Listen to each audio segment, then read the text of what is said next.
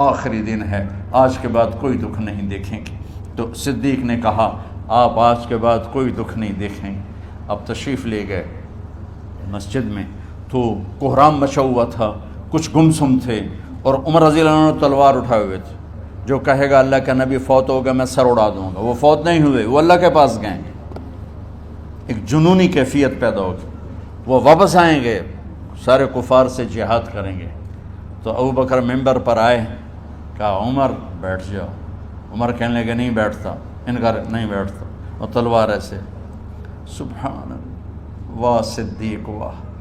آپ نے ممبر پہ کھڑے ہو کر، کیا سونے سے بھی لکھے جائیں تو کم ہے، قیمت اس سے زیادہ ہے۔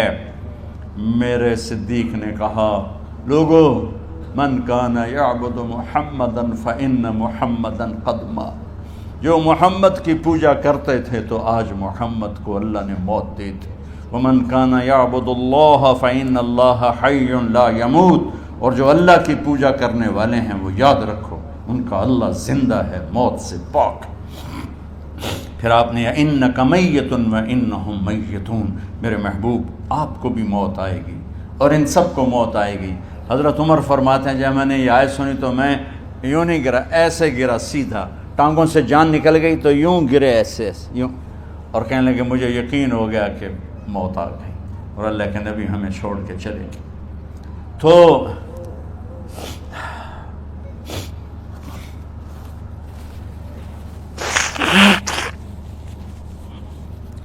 غسل کون دے، کیسے دے؟ اہل بیت نے غسل دینا تھا۔ آپ کے کپڑے اتار کے غسل دیا جائے یا جو آپ نے کپڑے پہنے ہیں اسی میں غسل دیا جائے تو پریشان ہے، کیا کیا جائے؟ سب پہ اونگ طاری ہو گئی، ایک دم سب کو نیند آئی اور غیب سے آواز آئی کہ ہمارے نبی کو کپڑوں سمیت غسل دیا جائے۔ آپ کے بدن مبارک سے کپڑا نہیں اتارا، کوئی اتارے نہیں۔ تو اس آواز پر سارے بیدار ہوئے۔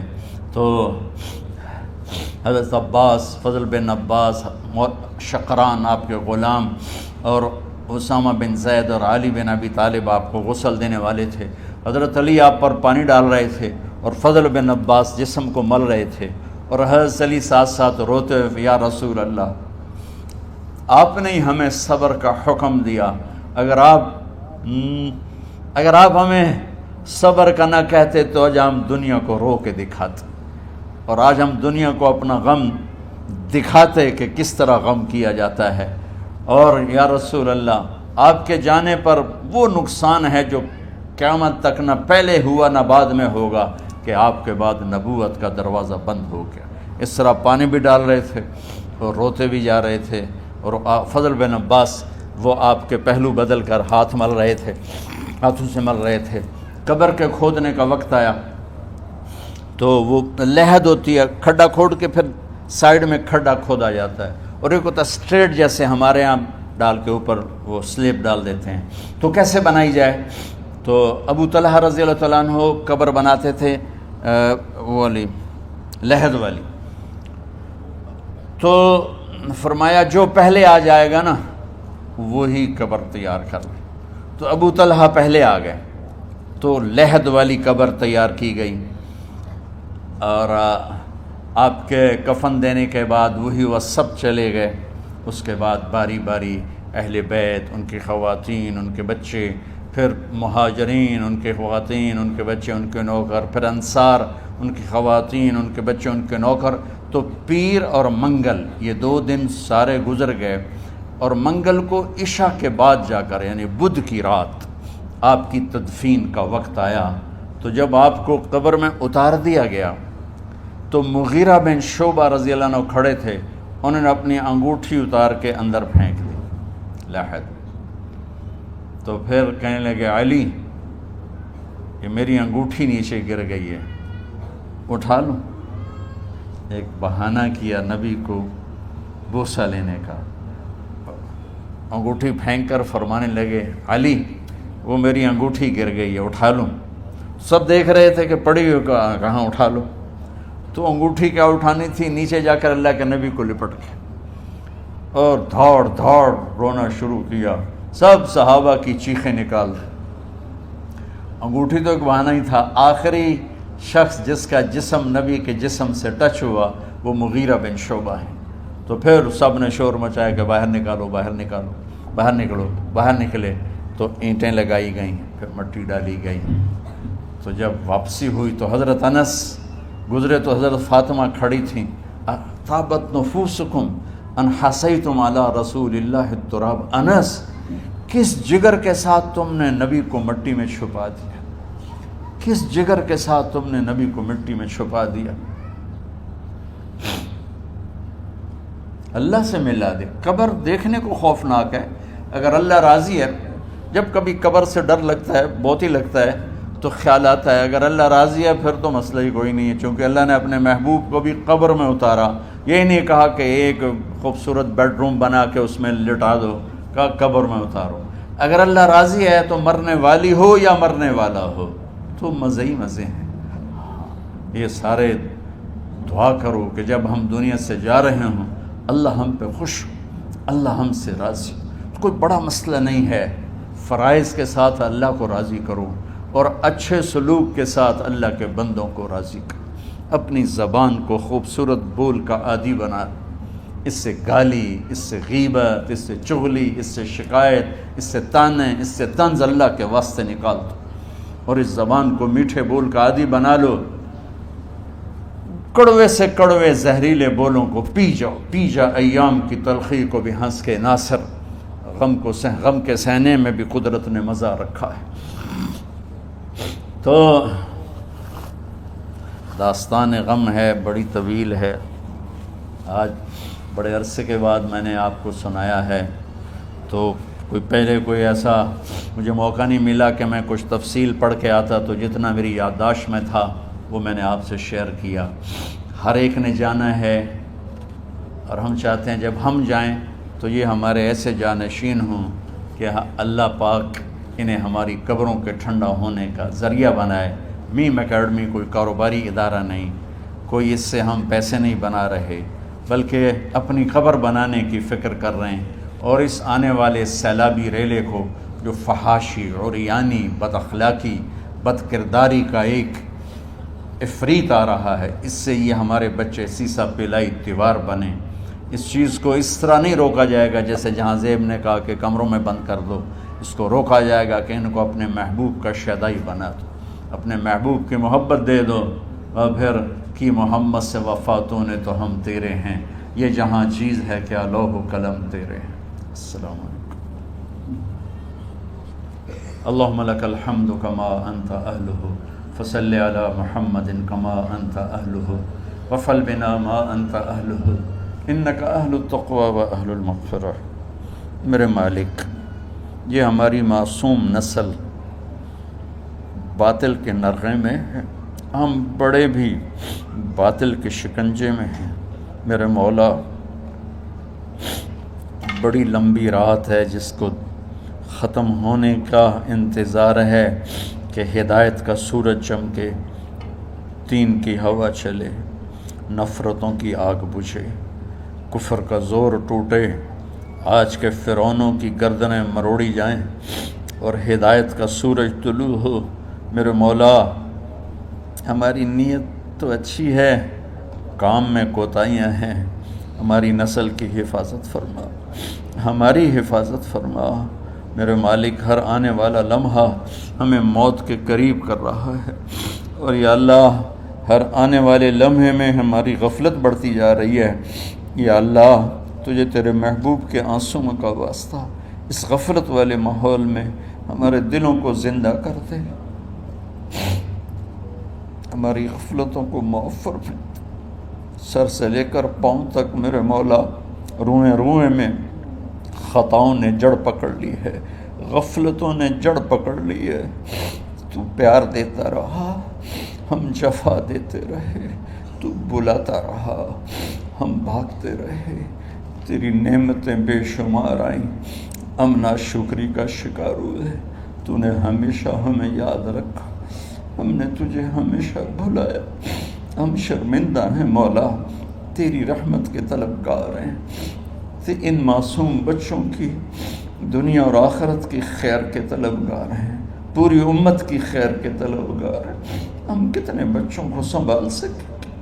کروڑوں بچے ہیں میرے مولا، اور آج کے باطل کا نوالا بن کے عزتیں نیلام ہو گئی، حیا کی چادر تار تار ہو گئی. میرے مولا ہماری بے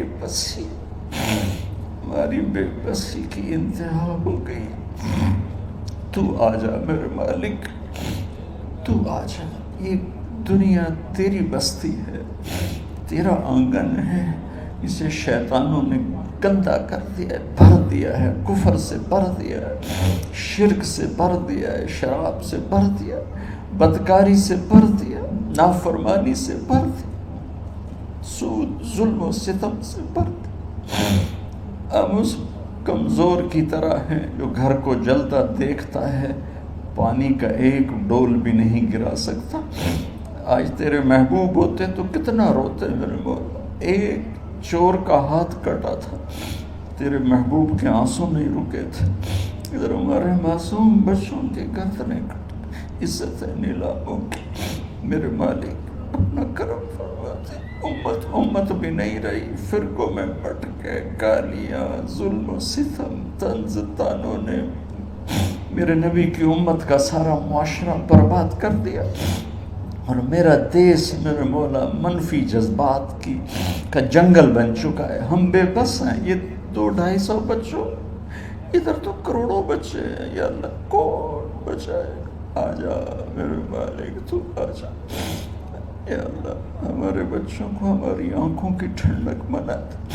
ہم سب کو اپنے محبوب محمد مصطفیٰ صلی اللہ علیہ وسلم کی آنکھوں کی ٹھنڈک بنا دے. میرے مالک ہم شرمندہ توبہ کرتے، ہماری توبہ قبول. یا اللہ تو خود کہتا ہے تمہارے اتنے گناہ ہوں کہ آسمان کی چھت تک چلے جا، پھر ایک دفعہ معافی مانگو تو میں معاف کر دیتا. اور تو میرے مولا تھوڑی تھوڑی گندگیوں لیے پھرتے. ہمارے گناہ تو چاند تک بھی نہیں پہنچے ہوں گے، اس خلا تک نہیں پہنچے ہیں. گناہگار ہیں. تیرے حبیب کی امت سے تجھے وحدہ لا شریک مانتے ہیں، تجھے وحدہ لا شریک مانتے ہیں. تیرے سوا کسی کے آگے ہاتھ نہیں پھیلتے. تیرے محبوب کو تیرا رسول اور آخری مانتے ہیں. تیری جنت حق ہے، تیری جہنم، تیرا حساب حق ہے، تیرے فرشتے حق ہے، سارے انبیاء ساری کتابیں حق ہے. یہاں تک تو ہم نے کھرا ایمان رکھا ہے. جب عمل کا وقت آیا تو ہم کھوٹے ثابت ہوئے، ہم ہار گئے، شیطان جیت گئے. ہم ہار گئے، شیطان جیت گئے. میرے مولا معاف کر. اس گندے ماحول سے ٹکرانا ہمارے بس سے باہر ہو چکا. اس ابلتے ہوئے گٹر اور اس ابلتی ہوئی گندگی کو دھونا ہمارے بس سے باہر ہو چکا. تیرے سوا کوئی نہیں کر سکتا. آ جانا یار، تو آ جا یار، تو آ جانا میرے مولا. جیسے بچہ ابا سے کہتا ابا چل میرے ساتھ، چل میرے ساتھ، چل میرے ساتھ، وہ بھی اٹھ کھڑا ہوتا ہے. میرے بالے تو آنے جانے سے پاک ہے، زمان و مکان سے پاک ہے. یہ ہمارا پاگل پن ہے. ہم کہتے ہیں آ جا، تو پہلے ہی شارک سے زیادہ قریب. اور اس کفر کو، اس گندگی کو، اس آوارگی کو ہم کیسے مٹائیں؟ ہم تو خود اس کا شکار ہوئے چلے جا رہے ہیں. ہم خود اس میں بہتے چلے جا رہے ہیں. اوپر موت تیزی سے قریب آ رہی ہے. مرنے والے کو مٹی میں ڈال کے چلے جاتے ہیں. پھر ہم ہوں گے، ہمارے عمل کھوٹے ہیں. یا اللہ کرم کر دے. یا اللہ اپنے حبیب کے آنسوؤں کے تو کرم کر دے. اس گندی فضاؤں کو پاکیزہ بنا دے. اس گندے معاشرے کو خوبصورت بنا دے. یہ ہماری نسل جو ہمارے ہاتھ میں ہے، انہیں ہماری آنکھوں کی ٹھنڈک بنا دے، ہماری قبر کا سامان بنا دے، ہمارے بعد دنیا میں ہماری نیک نامی کا سبب بنا دے. ان بچوں کے دل میں ہم نے حقیر سی کوشش کی، تیرے محبوب کی محبت کی شمع جلانے کی کوشش کی. پتہ نہیں ہم کامیاب ہوئے یا ناکام. یہ تو موت پہ پتہ چلے گا، لیکن مولا تیری عزت کی قسم ہم نے ان بچوں کے لیے تیرے حبیب کی محبت کو چاہا کہ ان کی جوانیوں میں تیرے حبیب کی محبت شامل ہو، ان کے خون میں شامل ہو، ان کی سوچوں میں شامل ہو۔ یا اللہ تو پوری امت کے بچوں کو، عرب و عجم کے بچوں کو، میرے مولا تیرے حبیب کی امت جو مغربی ممالک میں چلی گئی ہے، تباہ ہو گئے میرے آقا، برباد ہو گئے، ان کی نسلیں اسلام چھوڑ گئی، ہماری نسل ہمیں واپس لوٹا دو، ہماری نسل ہمیں واپس لوٹا۔ آج مائیں یا اللہ چھپتی پھرتی ہیں اپنے بچوں کی بدتمیزی سے، باپ ڈرتے پھرتے ہیں اپنی اولاد کی بدتمیزی سے۔ آج گریبان باپ کا ہے اور ہاتھ بیٹے کا ہے، آج دوپٹہ ماں کا ہے اور ہاتھ بیٹی کا ہے۔ میرے اللہ ہم تو عاجز ہیں، تو قادر ہے، ہم مجبور ہیں، تو جابر ہے، تو فیصلے فرما دے۔